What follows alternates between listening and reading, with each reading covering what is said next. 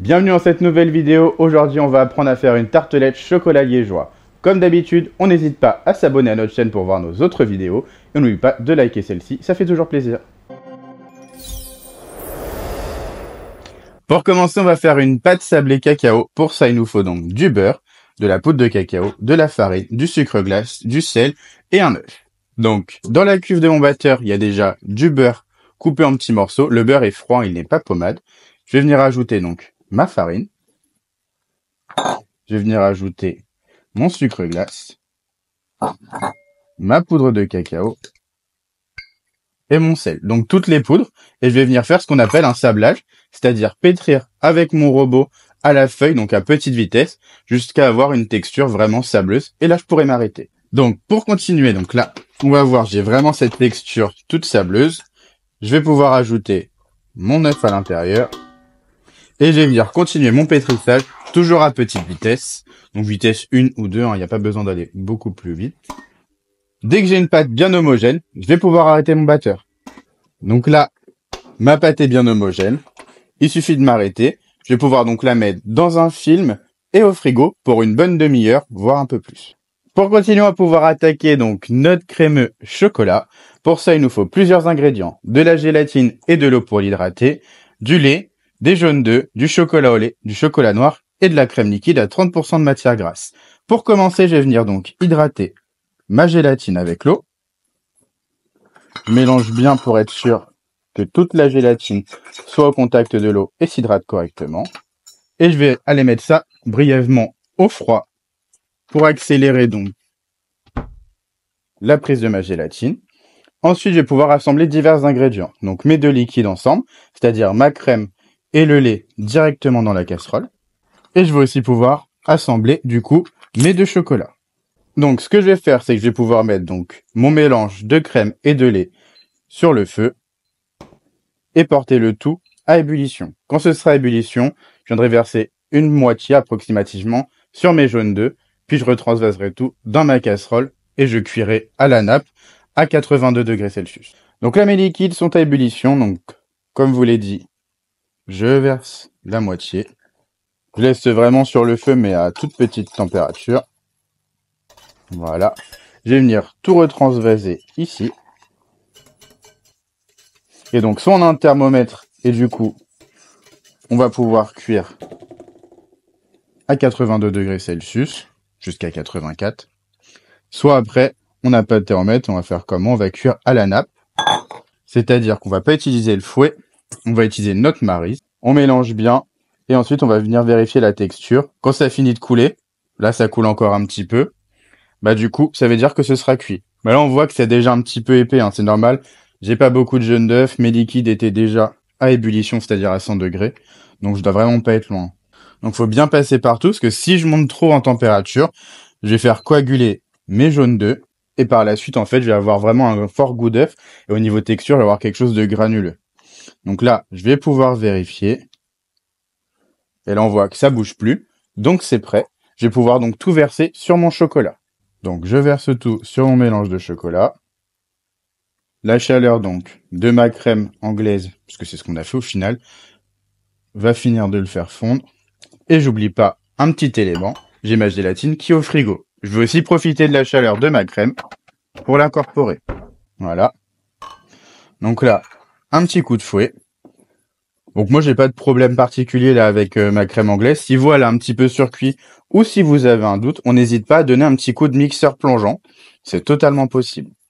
Donc là, on mélange bien jusqu'à ce que les chocolats aient bien fondu. Genre, ça va assez vite, hein. Donc on n'hésite pas non plus, vous voyez, à bien racler les parois de son cul de poule. Et une fois que c'est fait, on n'a plus qu'à filmer au contact et à mettre à refroidir, soit un petit peu au congélateur si on est pressé, soit au frigo si on a plus de temps. Donc là, avant de passer à l'abaissage et au fonçage de mes tartelettes, je vais pouvoir prendre donc mes petits cercles, un petit peu de beurre, et je vais venir donc graisser légèrement le cercle. Pas besoin de faire une tartine, hein, juste un tout petit peu. Et je fais ça sur chacun d'eux. Donc là, j'ai récupéré un petit morceau de ma pâte sablée cacao. On voit qu'elle a passé un bon temps au frigo. elle est vraiment assez dure. Si je l'étale, elle va juste se casser. Donc, ce que je vais faire, c'est que je vais la ramollir un petit peu avant de pouvoir l'étaler.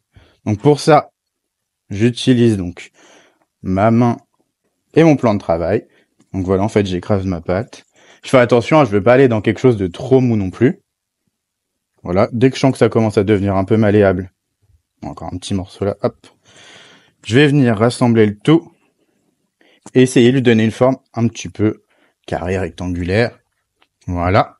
Là, on va être bien. Ensuite, ce que je vais faire, c'est que je vais venir donc fleurer le dessus de ma pâte et le dessous. Et je vais venir étaler pour avoir une épaisseur de 2-3 mm. J'y vais progressivement. Donc, j'ai pas pris toute ma pâte parce que il fait un petit peu chaud. Et donc, pendant que j'étale celle-là, l'autre, elle reste au frigo. Et je pourrais après utiliser les chutes de celle-ci qui iront un petit peu au frais pendant que j'étale la deuxième partie.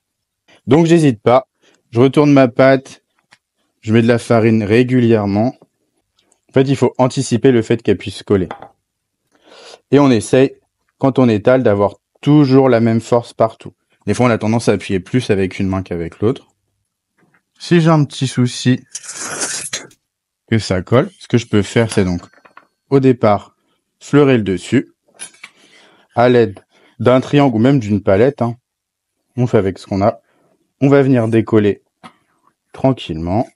Et après, d'un geste, hop, un peu rapide, on va venir retourner le tout. Là, j'ai fait un petit trou, mais je panique pas. Je peux venir recoller. Donc, je superpose un petit peu. Et je finis d'abaisser. Voilà. Là, j'ai l'épaisseur qui me convient. Ce que je vais pouvoir faire, c'est donc prendre un cercle. Et du coup, me détailler un disque un peu plus grand parce qu'il va falloir que je fasse les bords quand même. Donc là, le premier et le deuxième. Voilà. Je vais retirer mes chutes qui vont passer au froid pour que je puisse continuer. Comme là, ces disques de pâte sont un petit peu trop mous pour l'instant, ce que je vais faire, c'est que je vais les passer 10 minutes au frigo avant de passer au fonçage. Donc là, j'ai récupéré donc mon petit disque de pâte qui a eu le temps de refroidir. Je le mets sur mon cercle, je vous rappelle, qui est préalablement graissé. Et je vais pouvoir passer donc au fonçage, c'est-à-dire descendre les bords de ma pâte, c'est-à-dire ça, le long du cercle, pour marquer un petit angle droit jusqu'ici. Donc si j'y arrive pas du premier coup, bah c'est pas grave, je fais un deuxième tour, il n'y a pas de souci. Donc là, moi, je me mets un peu de biais pour qu'on puisse voir avec l'autre caméra. Normalement, quand on travaille devant soi. Et là, le geste est plus facile. Donc là, j'ai un pouce qui tient le bord, l'autre pouce qui vient faire descendre le bord. Et là, du coup, je vérifie. Donc, j'ai fariné un petit peu mon plan de travail aussi. Parce qu'en travaillant la pâte, elle peut adhérer aussi à votre plan de travail. Donc là, je vérifie. On a l'air pas trop mal.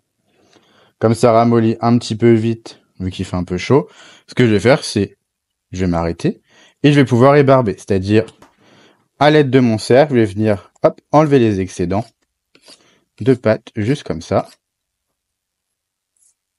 J'en profite aussi, si je vois qu'il y a des petits endroits où j'ai un peu plus, des bords un peu plus épais, je viens rectifier. Donc, je fais déborder les petits excédents. Juste comme ça. Et là, j'ai mon fond de tarte. Une fois que tous mes fonds de tartelettes ont été mis en cercle, je vais pouvoir les laisser reposer au frigo une bonne trentaine de minutes ou au congélateur 15 à 20 minutes. Suite à ça, je vais pouvoir les enfourner à 160 degrés pour une bonne quinzaine de minutes. Donc là, mes fonds de tartelettes ont été cuits et ont eu le temps de refroidir.